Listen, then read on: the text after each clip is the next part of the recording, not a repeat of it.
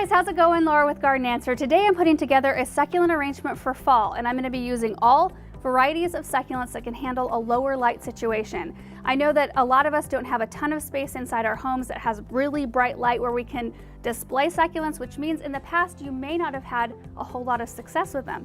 So I thought showing you some of the top succulents that I think do well in low light might encourage you to try again. So let me just start here, and I'm just going to talk about a few different kinds that do really well. So this one right here is called a jade. I've got a big one right here and a small one. The botanical name you might see on the tag is Crassula. They're a beautiful, beautiful succulent, and they're so forgiving. In fact, this is the #1 plant I recommend for a beginner because 1, they can tolerate lower light, and 2, they show you when they want to be watered. So their leaves will start to pucker, like they'll start to wrinkle a little bit when they need water. So they'll just tell you, hey, I need some water over here, give me some water, and then they'll be happy. That way it kind of gets you into the groove of how often succulents like to be watered, and they tell you. The next one is called a gasteria, and this variety is called Flow. Beautiful rosette shaped. It almost looks kind of aloe, like an aloe and agave cross. They just bring a beautiful, bold, weighty texture to an arrangement, and they can tolerate low light, which is awesome. And then we've got right here String of Pearls, which I have used several times in low light situations. They don't grow quite as quickly as they would in a higher light situation, but they do just fine. And then on the other side of the table, we've got some Kalanchoe. You might pronounce it Kalanchoe. In our region, we pronounce it Kalanchoe, so that's what I'm going with. There is one variety of Kalanchoe that does particularly well in low light, and it's called just the panda plant. You've probably seen it before. It's got kind of fuzzy blue leaves. We'll put a picture up for you. Fuzzy blue leaves with the kind of chocolate brown markings around. It's just a beautiful plant. I'm going to be using this one though. This is called the Kalanchoe Copper Spoon. See that beautiful kind of coppery color on the top of its foliage there. I thought that this one would be beautiful for a fall arrangement. So this one, if you have it in a super low light situation, it probably won't color up quite as nicely on the top of the leaves, but they do just fine. Where I'm going to be putting this arrangement does get some indirect light, so it'll maintain its color. I have one other gasteria right here. This is Immaculata. See how it's got a little bit of a different shape. It kind of comes up in a fan, kind of more skinny, and it's a really great one to tuck into arrangements.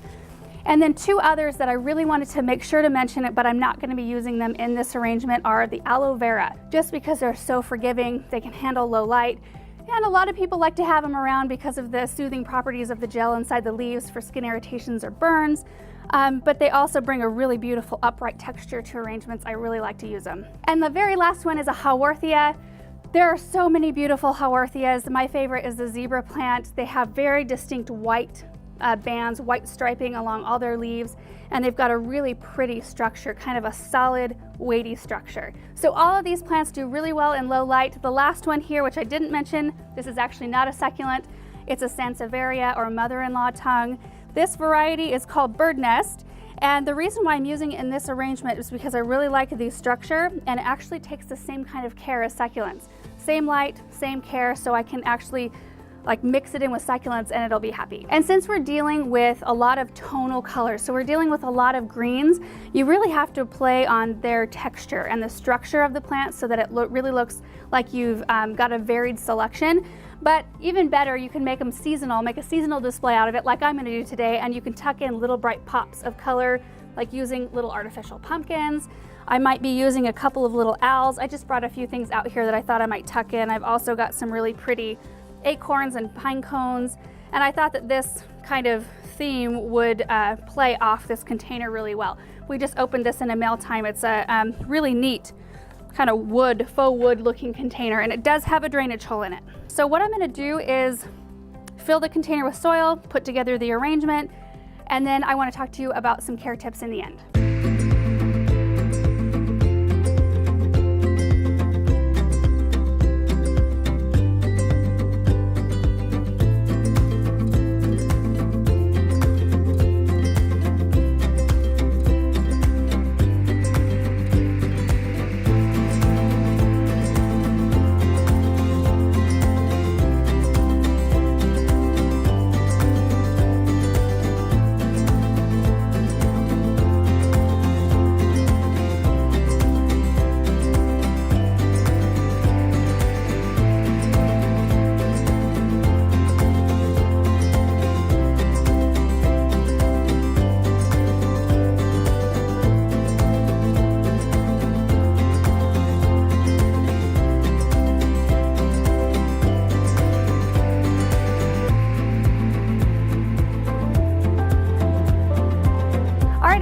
put together, and I think it turned out really cute and festive.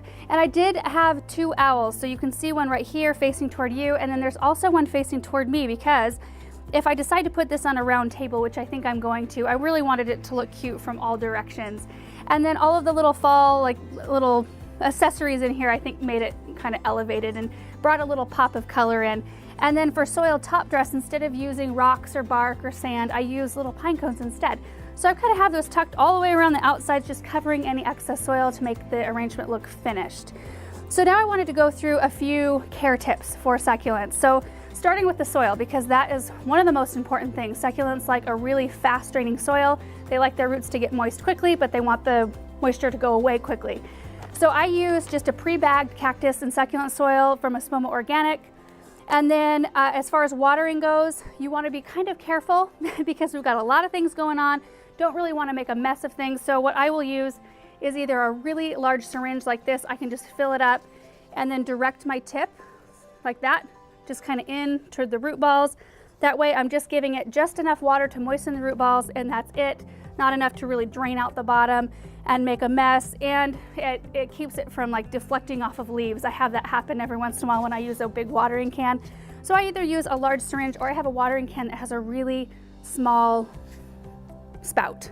And that's easy to kind of direct where I want it to go, kind of the same concept of the syringe. We will link this down below. Now, how often you'll have to water will completely depend on where you set your arrangement, because if you've got yours close to maybe an air vent where heat or air conditioning is blowing, or close to a door where, you know, they're getting a waft from the door, that can dry these things out a lot quicker than if you have it in a more still protected area.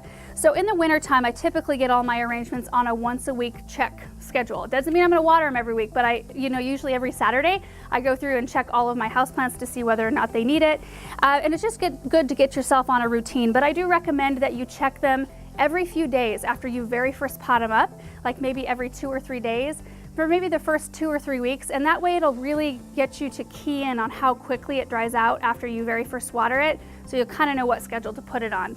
And then fertilizing, I just recommend using a cactus fertilizer maybe once a month. That's typically what I do for mine, and they do really well on that. So the very last thing I wanted to talk about, because I usually get a lot of comments about this on my succulent arrangements, is about how many succulents I used. And I used a lot in this arrangement, and they will be completely fine. Succulents do not mind being packed into close quarters. In fact, it slows down their growth rate quite dramatically.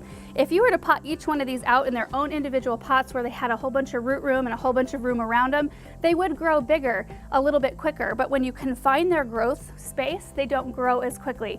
So I expect to get even up to a year out of an arrangement like this with just minor grooming. You know, I may need to go in and pop a dried leaf off here or there.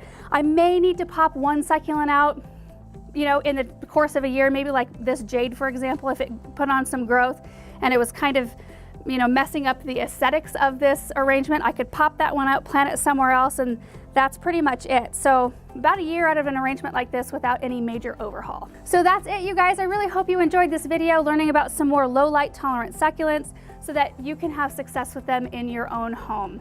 Thank you guys so much for watching, and we will see you in the next video. Bye.